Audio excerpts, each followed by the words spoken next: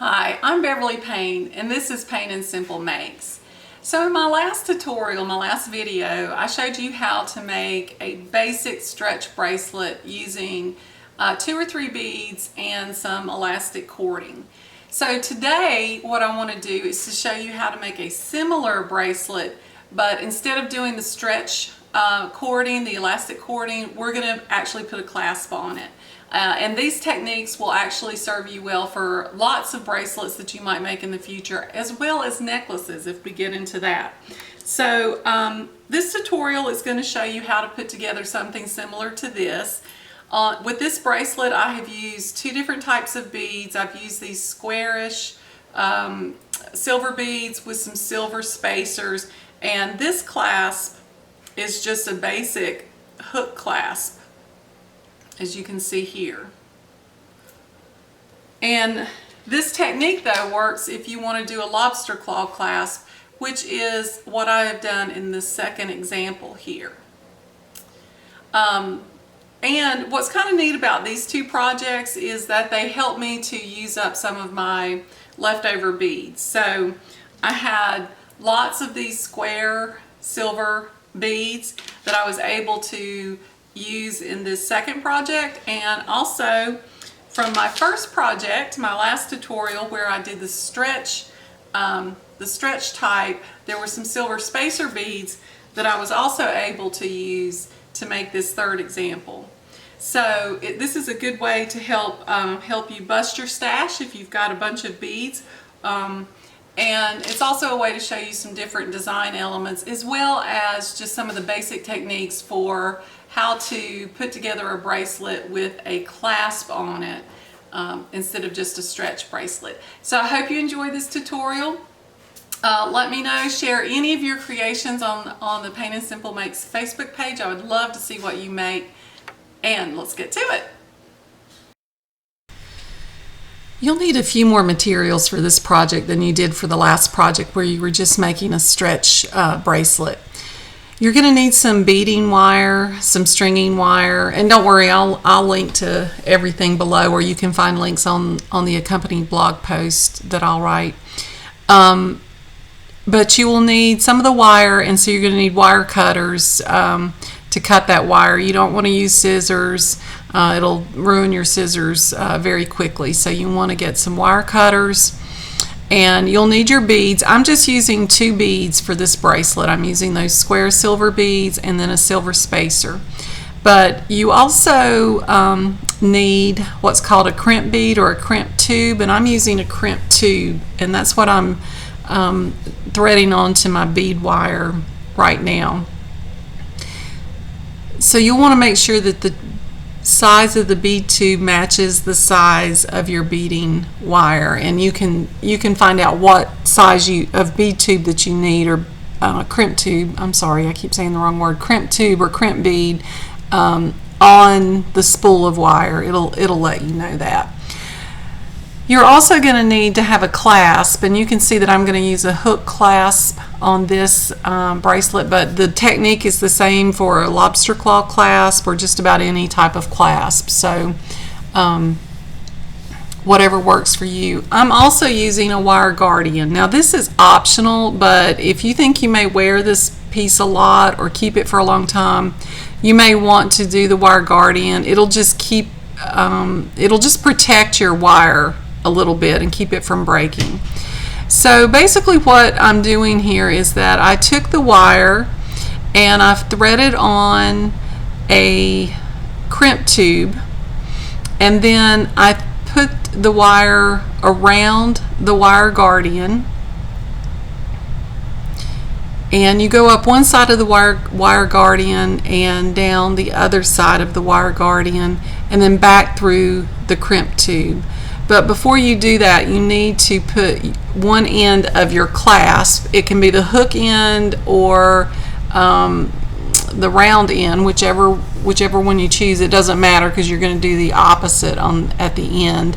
But you need to put it in between your wire guardian. So what I'm doing now is I'm just trying to pull that tight, make sure that I've got everything the way I need it to be. And I'll explain this in my post and also in the written tutorial, and maybe have some pictures that will show this a little closer maybe than what my video can show you right now. So another tool that you need that's vital to this project is crimping pliers. And you'll see why in just a minute, because we have to crimp the crimp tube, and that's what holds your bracelet together. That's what gives you their ends, that's what holds your beads on and your clasp. And amazingly enough, you know, these wires in these crimp tubes, as small as they actually are pretty sturdy. Now I will say that crimping pliers are not all created equal. For a lot of years, a lot of my designs failed when I was making bracelets and necklaces. And I think that was for two reasons. Sometimes I was not using the right size crimp tube or crimp bead, but even after I figured that out, I seemed to have some issues, and I think it really had to do with my crimping pliers. So you're going to take your crimp tube and put it all the way up into your crimping pliers, and there is a notch in there that will actually sort of separate your crimp tube into two halves, and it just presses one half down, and you should have a wire on each side of that division. Once you've done that, you're going to place the crimp tube in a different notch in your crimping pliers, and it depends on what size you're using. For me, I need to go in the very first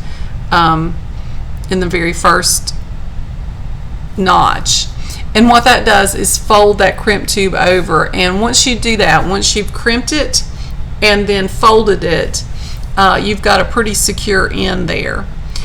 And so at this point, really all I need to do is to thread on my beads, and I'm just going to alternate a spacer bead, which are these little rondelles, these little round daisy looking beads, with my main bead, which is the silver squares that have some texture to them and also some antiquing. It's hard to actually see this in the video, but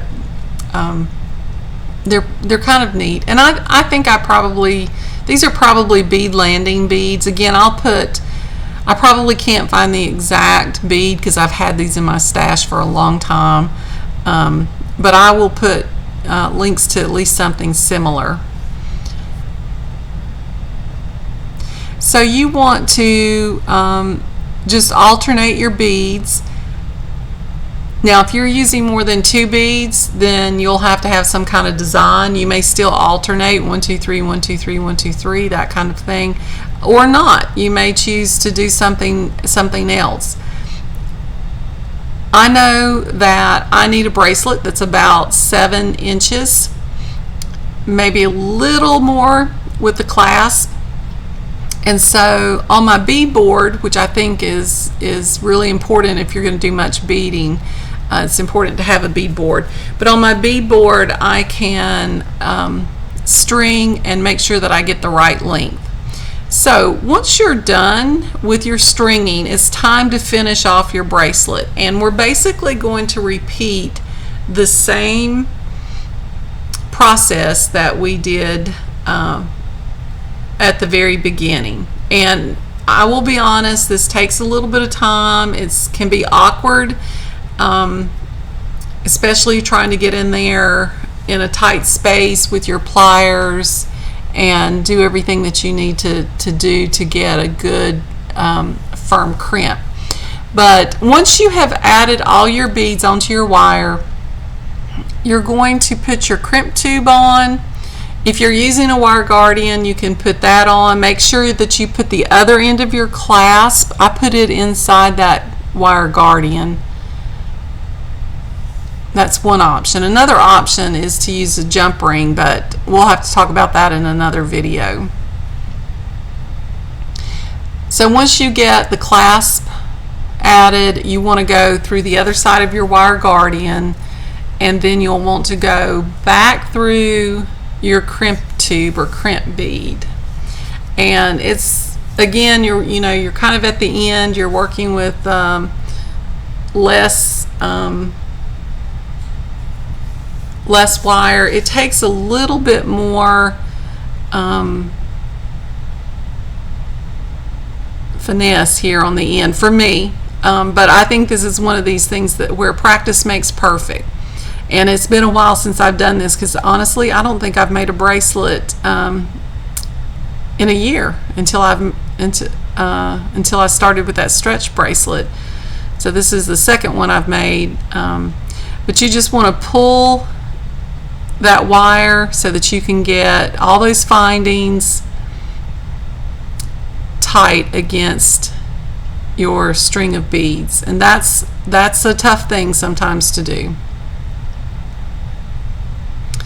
So once you get everything pulled tight, you're going to take your crimping pliers, again put that crimp bead all the way into the crimp tube, into that final notch, and just give it a gentle squeeze. You don't have to do a death grip here, just a gentle squeeze,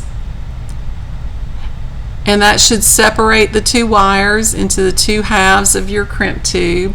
And then you'll move the crimp tube to a different notch. Again, for me, I'm going to be putting it in the very first notch, and that just folds the tube over. Your beads will want to roll and shift on you, so you have to work with that and be careful of that as you crimp your crimp bead.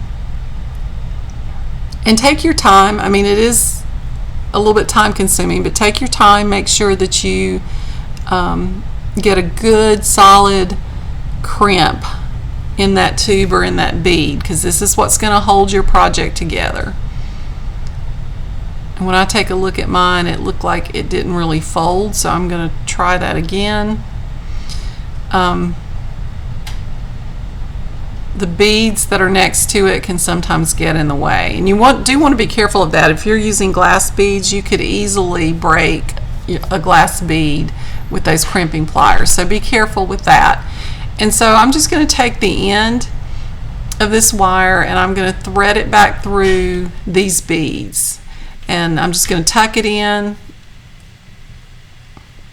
and this will also help to secure your bracelet.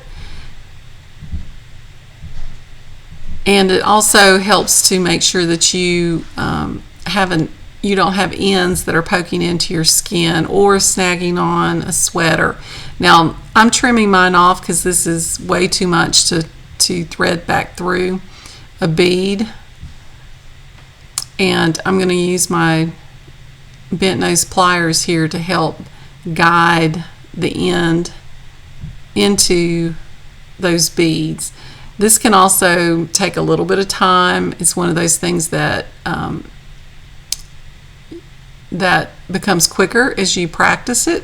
So the more bracelets you make and the more you do this, the easier and quicker it will become. But it can be a little bit tricky. And by tricky I mean aggravating, because I'm getting a little aggravated with this end myself, and I probably trimmed it a little bit too short. So you want to be cognizant of that as you work on your bracelet. But really all I'm doing is just threading that through there so that I have that end hidden. And you can see what this looks like when it's finished. Thanks.